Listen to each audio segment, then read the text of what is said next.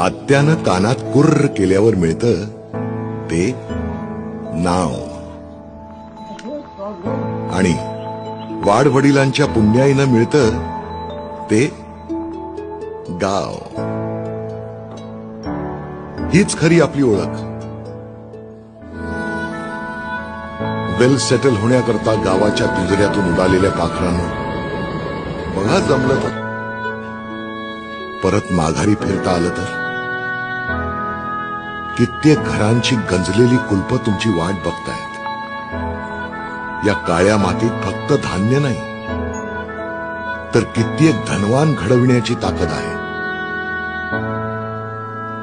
इथल्या तडा गेलेल्या भिंतींना, पडीक घरांना, ओसाड शेतीला, सुन्न गावांना, सुरकुतलेल्या हातांना,